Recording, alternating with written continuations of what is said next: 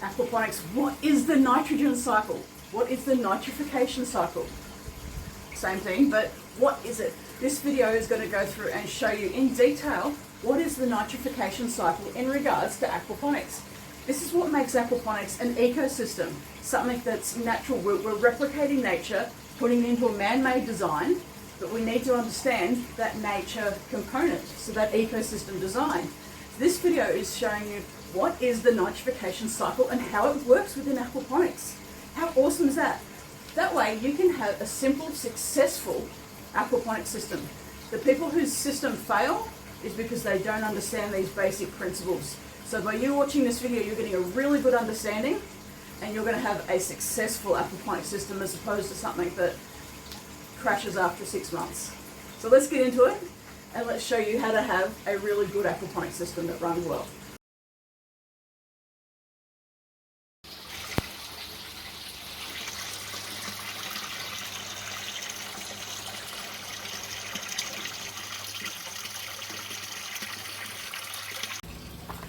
Don't forget to hit that subscribe button. I'm putting videos up every couple of days, so make sure that you hit subscribe so you can get all of them. G'day! So today it's all about what is the nitrification cycle. I wanted to go through and explain that in a couple of different ways so you can kind of get your head around it. Aquaponics is all about the nitrification cycle, as is everything in nature. Everything in nature is an ecosystem, and the nitrification cycle is part of the ecosystem. It varies slightly depending on which part of the ecosystem we're talking about. So specifically in relation to aquaponics, I'm going to show you a presentation now just to go through and help you understand how it all actually works, and you can get that visual rather than having me just sitting there talking and explaining. Okay, so I want to be able to give you a visual of how it works, and that's what this video is all about.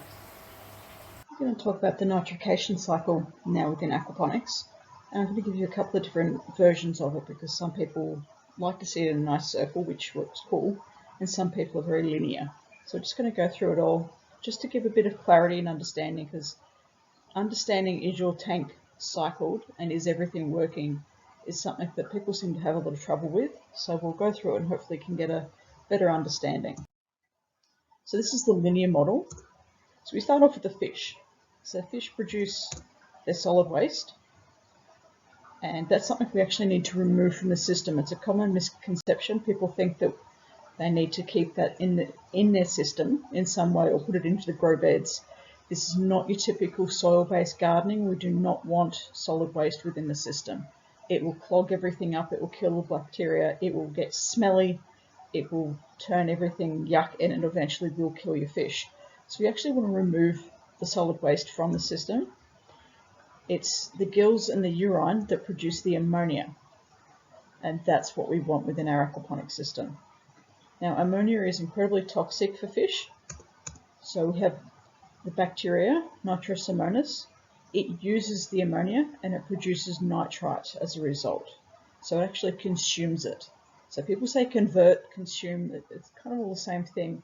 I mean, we are talking about changing of chemical signatures, so choose your own wording on that one.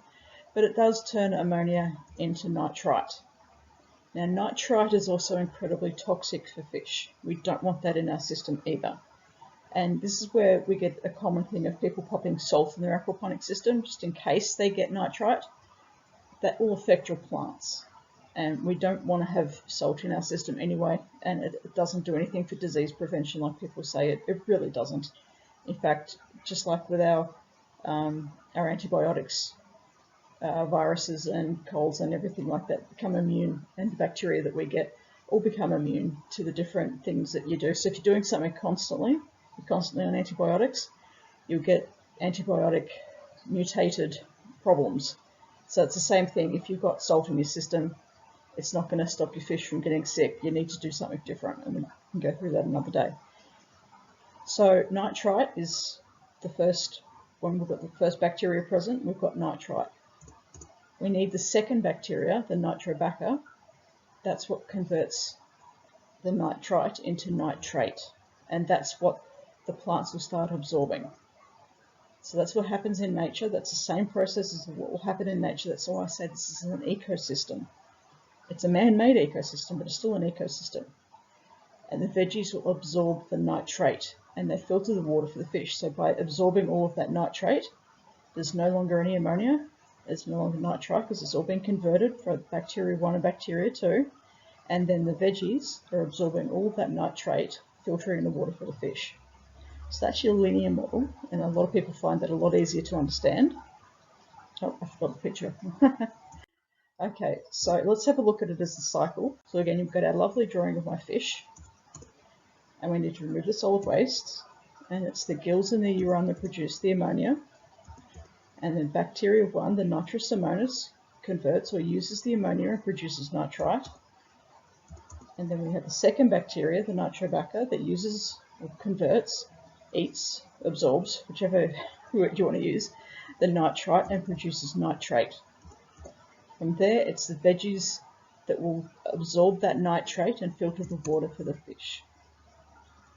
And then we'll go back to the fish again. So that's a nice clean cycle and closed loop system in that regard. Now, what is cycling your system? It's a common thing that people will ask, and do I even need to do it? Well, in nature we have those bacteria, bacteria 1, bacteria 2, they're everywhere. And it's even inside, okay, inside, outside, they're absolutely everywhere. And if we don't get that bacteria within our ecosystem for aquaponics, we can't have fish, okay? But you need to cycle your system without fish. So we actually need to get those bacteria growing without fish. So there's many, many ways of doing that. But the key thing I want to say is do not put your fish in the system while you're cycling it, while you're growing that bacteria. To grow that bacteria can actually take anywhere from 3 weeks to 3 months, depending on your climate, depending on the temperatures, and depending if you just put in a crap load of ammonia, then the bacteria is going to have a hard time growing and getting started. Okay, so this is what the tubes look like when you've just popped the like you've added all of them, you've done the mix, you've done the test. So on the left, you've got the pH, which we're not going to talk about right now. The second from the left is the ammonia, so that's just showing there's absolutely nothing there because they've just literally added the two, well, I'm thinking of the two, oh my gosh, the words. They've mixed up the mixture at bottle 1 and bottle 2. Then the third from the left is the nitrite, and again they've just added the 5 drops from the 1 bottle. So that's, and it's showing there's nothing present. And on the far right is your nitrate, and obviously there's nothing there, so they've added the 2 different bottles worth of stuff. So there's no bacteria there, and at this point we need to add some type of ammonia. Okay. Now this is starting to show at extreme levels, but you can see on the far left, again, don't worry about that, that's a pH. But the second from the left, that's the ammonia. At that level, that will kill your fish. That's why we don't want it in the system. Okay? We need to get this happening, and we need to get this cycle completed so that we've got the bacteria in the system.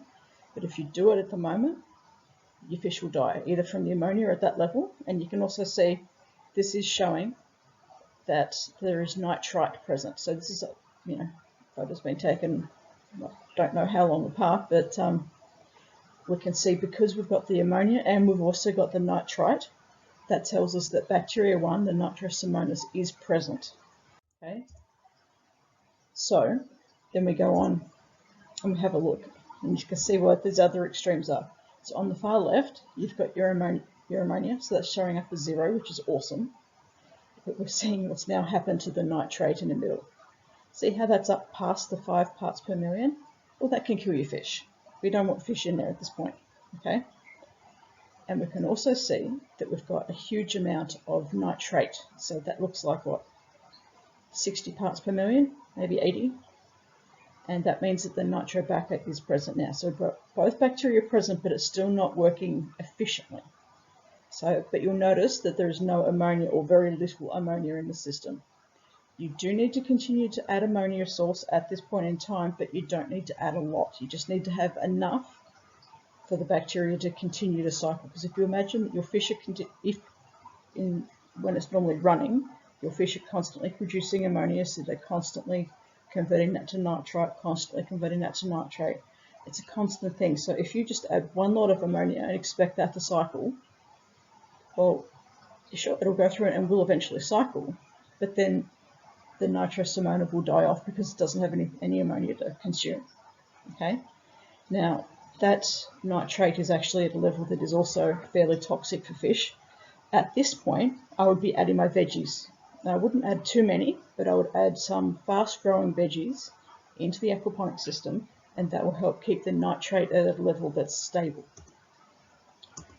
So, when you've got 0 parts per million of ammonia, which is the second from the left, again, excuse the pH on the left, the second from the left, we've got 0 ammonia.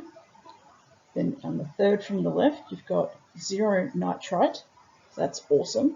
And then you can see we've got probably about 80 parts per million of nitrate.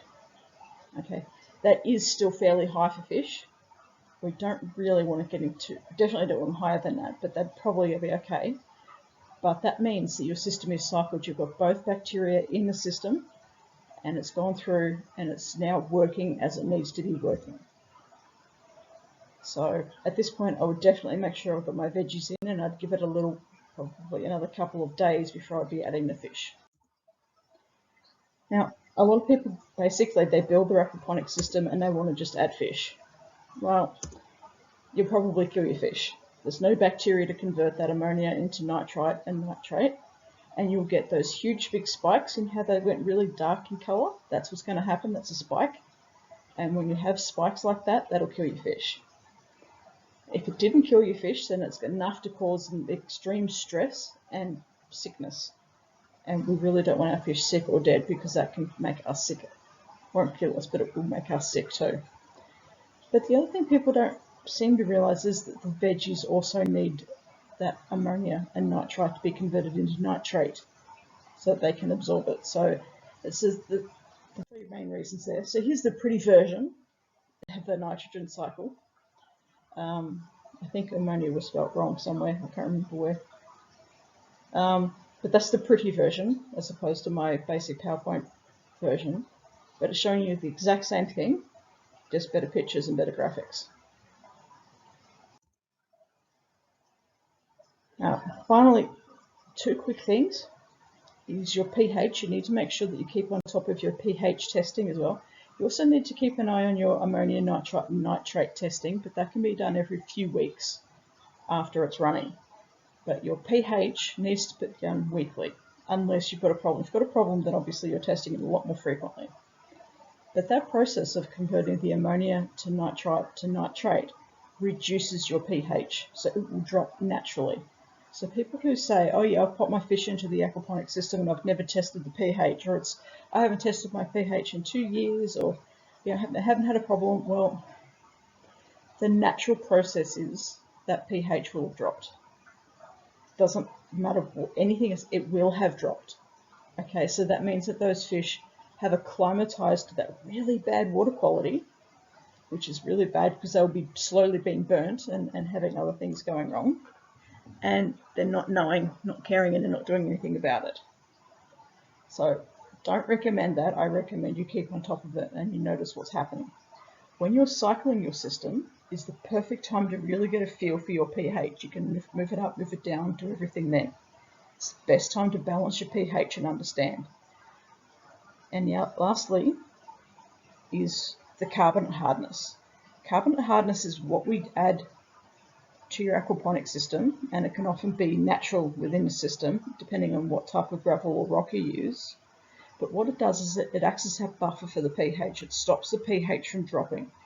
But once that buffer has been used up and consumed, then the pH will start moving. So again, that's something that you need to keep an eye on and check fairly regularly, you know, every month, unless it's not high enough. You can add different things to buffer that system. You can do natural, or you can add other things that people like to do. But these are just basic things to have an understanding of. Well, thanks for watching. I hope you enjoyed the video. If you've got any questions or comments, make sure you do leave them below. And hit that subscribe button so you can find out when I've got more videos being posted. And don't forget to follow me on other social media, because I do different lives on different social media on different days. So, again, thank you for watching. I really value and appreciate your time, and I hope you enjoyed it.